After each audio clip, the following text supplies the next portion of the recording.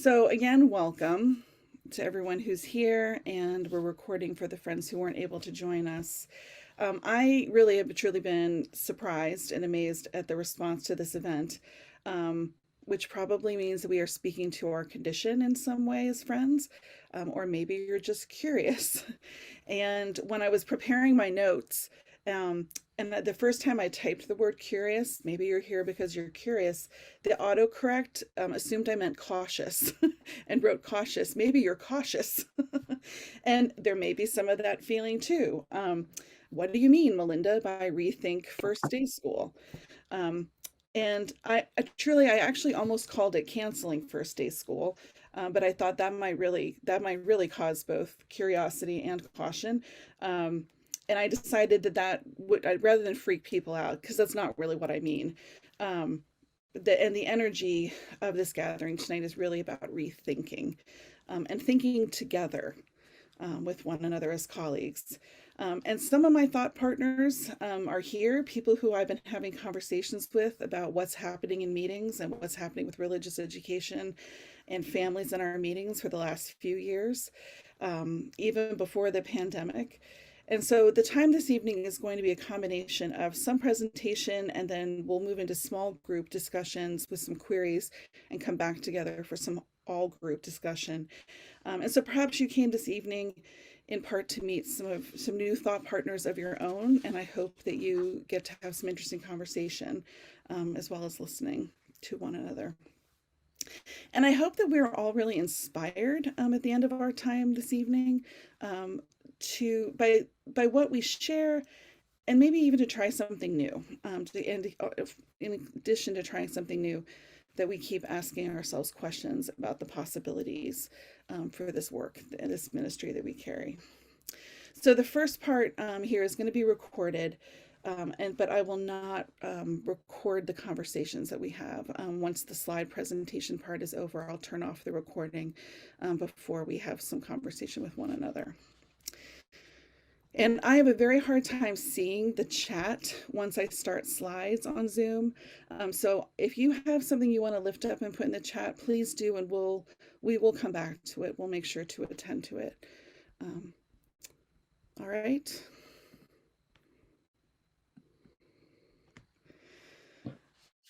All right. So we're invited to do this exploring this evening about rethinking first day school.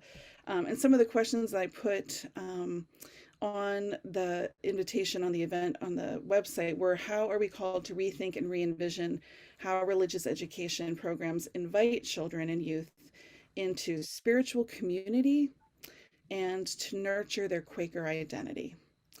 And in addition to that, how has the experience of the pandemic, with all the interruptions and disruptions to the way we've always done things, how has it led us to the threshold of possibly doing something in a way that is new?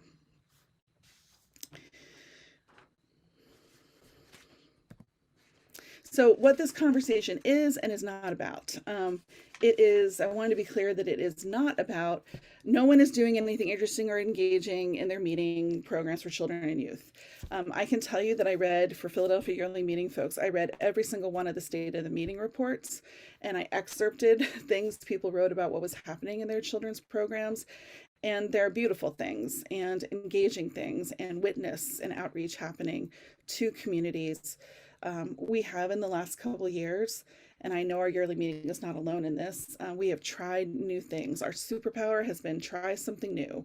And we have really sought to connect with families in many cases with visits and care packages and reaching out cards and letters, various ways. And we've tried different kinds of programming, including, I would lift up New York Yearly Meetings, parent support groups that are happening again. This coming year is the last year of the parent support groups and their current iteration. And if you don't know what I'm talking about and are curious to know more, let's connect with each other about that. And it's also about anyone or everyone is doing it wrong. So it's not that there aren't great things happening. No one's doing anything wrong. And tonight is also not about sharing curricula and resources. We will do that another time. We've done that other times and can do that, in other kinds of ways. What tonight is about is a little different, is I would lift up to you, and people may disagree with me, but from experience and observation, it would seem that what we have been doing um, is not on the whole really growing our meetings, or even in some cases sustaining the families being part of our meeting communities. That is not monolith. There are meetings that are growing, and there are meetings where families have hung in there and stayed through the pandemic. I hear more frequently from meetings who are saying the families have not come back since the pandemic. We're concerned about our situation. So I think it's safe to say, even without the pandemic, even before the pandemic, we have not been growing in the same kind of way. So tonight is also about what questions we ask, what questions are needed in this time, and what kinds of new directions are possible to support spiritual community, intergenerational community and experience in Quakerism. And I will share right now that I have a very strong bias. I'm sure you can't tell I have opinions already.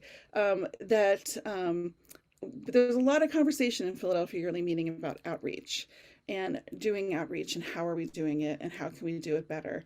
And my bias that I'll just name early on, maybe I should like take my staff hat off to say this, is that when we talk about reaching out, I have a strong concern about how we're doing that to families in particular, in terms of the future of Quakerism. So that's a piece of what concerns me in my work, and maybe is concerning to you too. We know that families have been under enormous pressure in this time. And I'm going to lift up some resources that are linked in this, and I will send everybody who registered the slides so that you can click on these links if you're curious to know more. Last fall, which I call the fall that wasn't the fall we thought it was going to be, the summer of 2021 felt like we were going to kind of come through the pandemic into the fall, and we made plans to be together again, and then the fall was different. And I will say that I think we're beginning to feel a little bit of that right now this fall. I'm hearing a lot from folks in schools about COVID numbers climbing. So what I would lift up in that is both the exhaustion of parents and teachers and all of us, but also this is a video. This is from a link to a YouTube video that caught my eye because it was "Where Are All the Kids?" And the video itself really speaks to the idea of momentum, and that things with momentum are hard to stop, and that there was a lot of momentum that carried many meetings into online spaces in 2020. Less frequently did it carry a lot of our youth and children's programs into online spaces. In some cases, it did very successfully. But things with momentum are hard to stop, and the pivot into online spaces did not happen for everybody. And for children and youth ministry, it's been more of a challenge. He really names that. And he talks about the momentum of if you were a parent with a very young child and you had to stop going to meeting because we weren't going to places in person, you haven't returned to meeting possibly. It hasn't been as much part of your family's routine to more than 2 years into this experience. If you, at the beginning of the pandemic, were a sixth grader, you're now in ninth grade. That's a tremendous period of growth for kids. And if, again, they have not been as frequently part of their meeting community, the momentum of being there, it's more challenging. So I would commend his video to you. He makes the case for time. It's going to take some time. It's not going to happen immediately that we'll all be back together again, and but also for patience and care for families and love, and to continue to be flexible. Another linked article in here that's called "Will Families Ever Come Back?" Another one that I saw and stopped to read because of that headline. And this is by somebody who is a religious educator in the United Church of Christ in New England. And her article really talks about a couple ideas that I think are interesting for us to think about in terms of how we do first day school. One is she lifts up, are we gathering or are we connecting? And she's talking about an attractional model of ministry. The idea of if we build it, they will find us. If we have a program, people will come and find us there. We need to have things ready, and that's the thing we need to do. And she asked some questions about what if we instead reached out to folks. Community organizers don't wait for people to come to them. They go to the people and create opportunities for connection. And so asking how can we support and accompany families? How can we offer them support and compassion? And I'll stop and say one quick example, which is just a theoretical idea. I often, and have experienced this myself as a parent, have heard people talk about the time in meeting for worship on Sunday morning is the only time for rest that they have. I actually once had a sixth grader at a friend's school write in their Quakerism journal, meeting for worship is the only time in the week no one's asking anything from me, which was profound and a little heartbreaking. But we think about that time. I wonder if we reached out and helped parents to have a little more space, to be a little more rested, how that might transform their capacity and their feeling about being in worship. Maybe for any of us and all of us, our feeling of being communally gathered in worship. So that question of gathering or connecting, if we only focus on Sunday morning and they will come to you, that's a model that perhaps does not work in this time in our society. And then she also lifts up teaching or equipping. Are we sharing something in a way that's just about teaching and giving information, or are we equipping young people to be the friends that the world needs them to be, to use the World Quaker Day theme this year? And that we can share things that are parts of our program, stories, songs, queries for around the dinner table. We can share them with families at times that are convenient for families. We don't need to only rely on them coming to us on Sunday morning in order for that equipping and learning to be happening. So she asks, what would it look like if we were less worried about who was in the room, who was there, and more open to meeting people where they are and connecting with them? I'm going to go way back in time for just a minute. The Friends Intelligencer was one of the two publications that was the roots of the Friends Journal. The Friends Intelligencer was the Hicksite journal. There was also one that Orthodox Friends had. And in 1955, they came together and became the Friends Journal. And they had an issue on religious education, and some of these headlines look like they could be from the year 2020. The Bible and Friends Today, religious education for all, learning through music, kind of lots of these are sort of just as fresh in some ways now.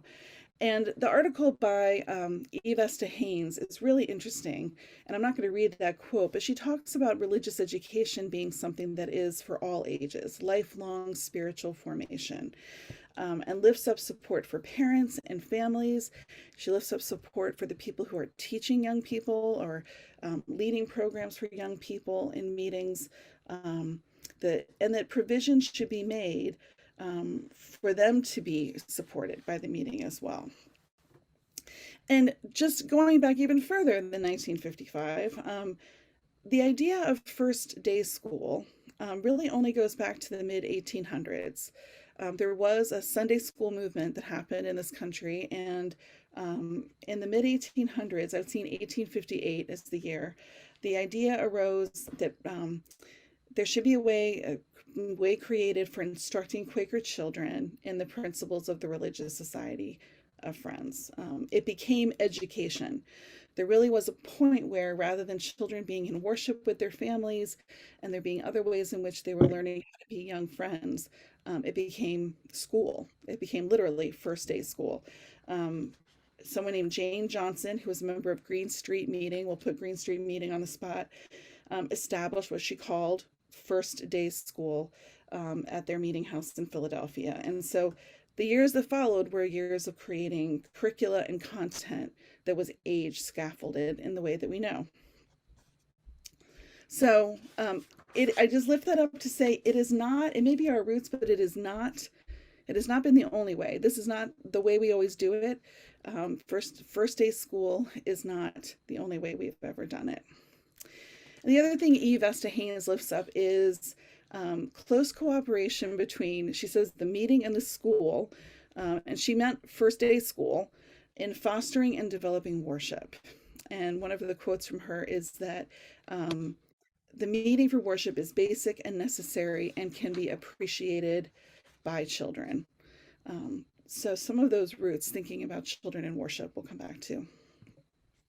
I'm not going to read all this, but I would tell you, if you're a Philadelphia Yearly Meeting friend, it comes from our Faith and Practice, the queries on nurturing our community and religious education in the home and meeting. And I read these a year or so ago because we were reading them in meeting, and the young people read our queries. And so I was printing them out for a young person to read. And I stopped and thought, well, gosh, I should probably look at these more carefully. This is my bread and butter.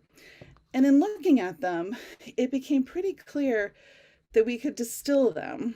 And if we distill them, what we find is that we're really talking about preparation, formation, and belonging.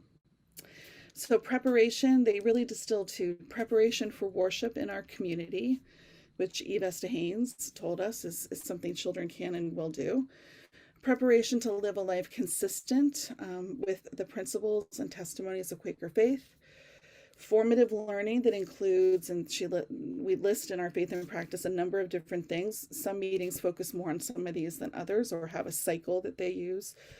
And then experiential learning that engages and supports Quaker identity and belonging among friends.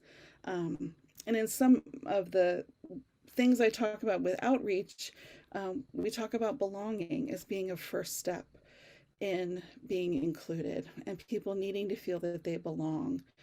So I often wonder, how does a young person, how does a child feel that they belong, that they are a friend? I'll never forget my oldest child, who's now 21, sitting at the kitchen table coloring and looking up at me and saying, "Mommy, I'm a Quaker." And I was so excited that she said that, and I'm still not entirely sure where that came from, but it was a really lovely moment to name, knowing that piece of being who you are. How do we nurture that? In case you didn't hear it already, there's the 3 words again. I'm not sure why we needed that slide, but there they are. So what does this mean we might think about as possible changes, as possible things to broaden the way we look at what we're doing on Sunday mornings or other times? One of the things that I learned from Christy Duncan Tesmer, our General Secretary in PYM, was about mountain biking. I've never been mountain biking, but she has, and she told me that when you mountain bike, you don't look down. You look ahead at where you want to go. And that's how you stay on the path, is looking ahead at where you want to go. So if we're thinking about looking, where do we want to go? What kinds of things, what do we want for young people? And what do we want in our plans for them in our meetings? And these ideas of seeking for them to feel a sense of belonging and preparedness to be in the world as a young friend, and their spiritual formation. Here are 4 things that I would just suggest how we do them often now, and some possibilities for how we might have a growing edge with them. So frequently we're in age-based groups. I know a lot of us have one-room schoolhouse kind of programs as well, but we often think in terms of age-based groups, even if that means the younger children, the middle school people, and then adults. What would it be like if we had multi-generational meeting for learning, or even expand that to be intergenerational, meaning everybody has equal access to the things that we're working with and thinking about? So what would it be like if sometimes our learning together in a meeting was about the whole meeting together across ages? We often think, and some people name this in the chat, in terms of instruction and lesson. We are a faith that we talk about being an experiential faith, but if our learning was really about experiential learning and practice, young people practicing. I think about the meetings where young people have their own meetings for business. That is something that really stays with them, practicing in that way. 1 hour on Sunday morning is hard. Sunday mornings, there's so many things that families find are tugging them in other directions. We won't even stop to name them. We've experienced this. So how are we led perhaps to think about different times in the week? Online programming, we've been doing that. Do we just drop it because we're able to be together again, or does it create access the way tonight is for all of us to be together? And at home. So much important spiritual formation happens at home. How can we support parents? And then the amount of time the children spend in worship. Right now in many places we only ask them to be in worship with us 15 minutes on a Sunday morning at the beginning or the end of meeting. What if we sought to experiment once a quarter or once a month with all ages and intergenerational worship? How might that change a child's experience of what it means to go to meeting and be part of the meeting community? So where might we consider ways that we can better align what it is we're doing in our programs with what those queries in faith and practice actually lift up for us? I think those queries encourage us to rethink a scholastic model and first day school lessons, and to model support at home and at meeting and in our yearly meeting for all ages spiritual community, and to encourage lifelong learners. So that path that we're on, that we're looking down, where do we go now? And I chose an image of a labyrinth on purpose because it's different than a maze. A labyrinth, you're going to get to the center. You're going to get where you want to go. You may sometimes move away from that and feel like you're not making progress, but it is a path that does take you toward that center. And I would just lift these up as some things for us to be thinking about in our meetings as we think about programs for children and young people. Rest and reconnection continues to be important, especially if this fall proves to be stressful the way last fall did. Where are we playing together? Planning for committees that recenters why. Why do we have a children's program? What are our goals? Where do we want to go? Sometimes thinking about why you're doing something helps reveal how you might do it and what you might let go of in the process. Asking parents, this is another moment to ask folks about their comfort with being in person or hybrid. Many of us have tried being outside as much as we can be, but to speak to parents' needs and to even ask them shows a level of connection that we already spoke to.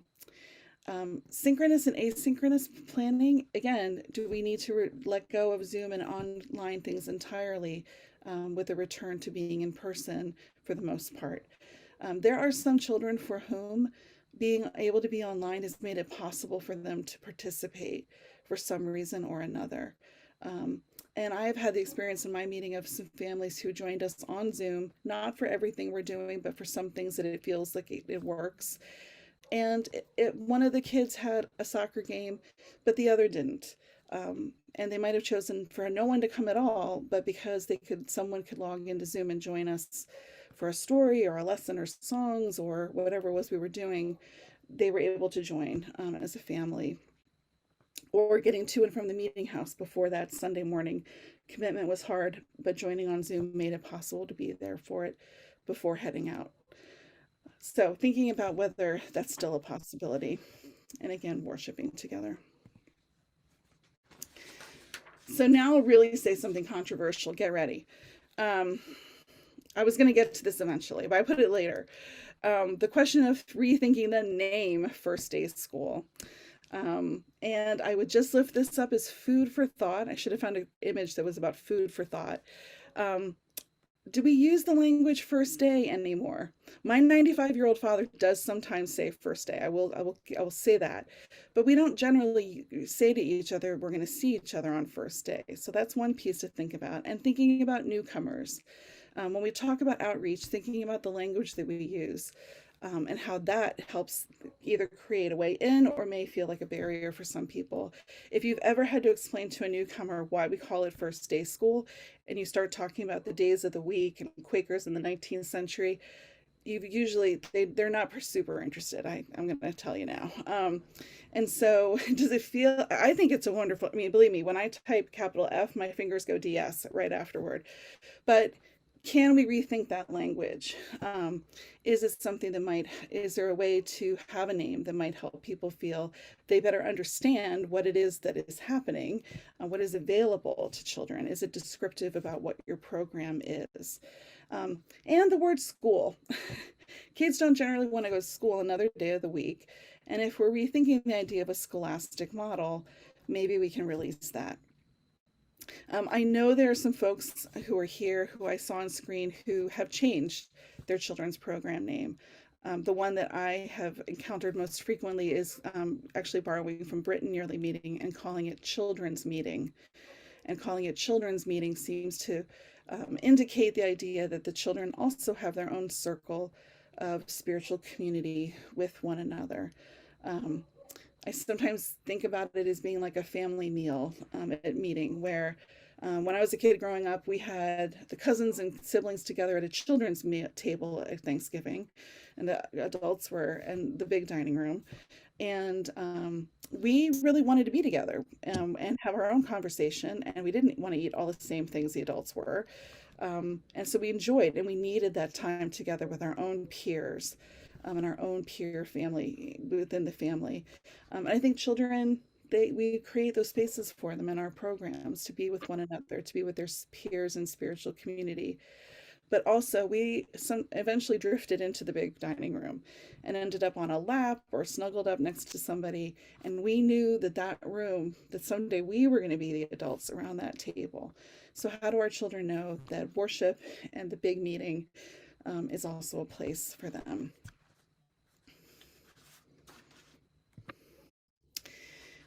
And along with rethinking the language, first day school, whether there's another way to be more descriptive of where we're trying to go and what we're doing, rethinking this service that many of you do in your meeting as ministry, um, and thinking about it as being something that's not necessarily I've about being a teacher, but about being someone who is accompanying the young people in our meeting on their journey.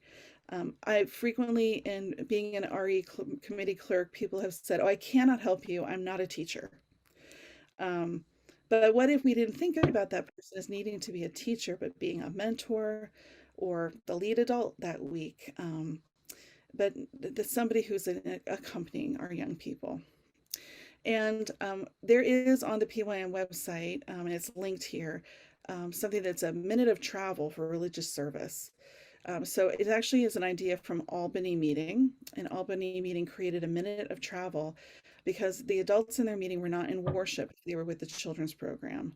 And in a way, they were traveling in ministry, even if it was just a few steps away in another room. They were not in worship. They were outside of that experience and with the children. So they created this minute of travel for religious service. And just this past week, and I got permission to share this, I don't know if anyone from Green Street's here, the Green Street meeting actually brought this forward in their September meeting for business and improved a minute of religious service for all the children of their religious education program. So really rethinking that this is important, vital ministry. It's big and work that you all do and should be supported in your meetings. And that lovely picture is a multi-generational group using their bodies to say what meeting for worship is. That's their tableau for meeting for worship together. And I think I'm allowed to embarrass this friend. I think this is a really lovely and important quote when we think about those adults who are with our young people and accompanying them.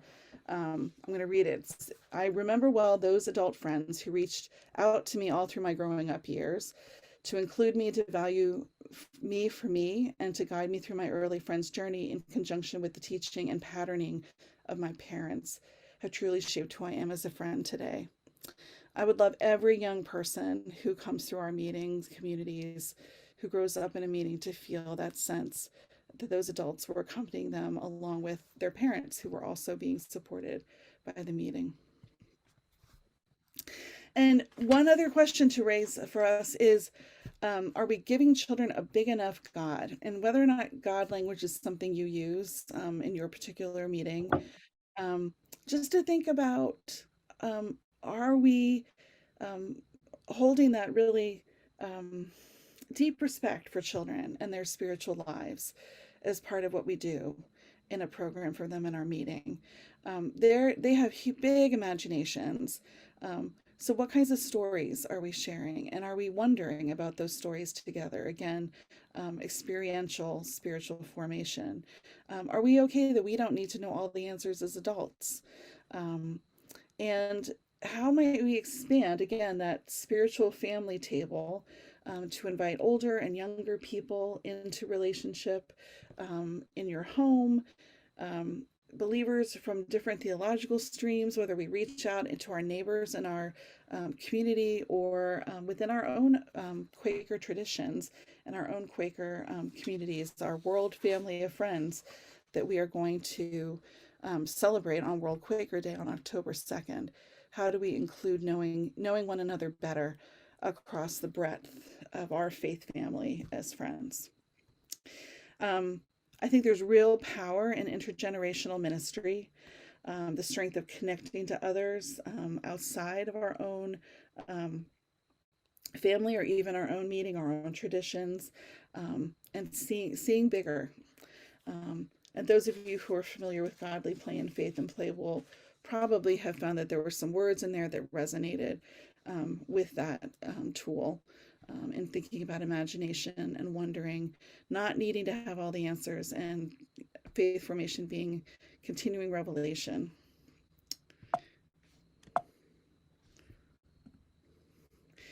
So for Philadelphia yearly meeting folks here, I just want to lift up, and really it extends to everybody who's here, no matter what your yearly meeting is, that we are a community of practice in PYM.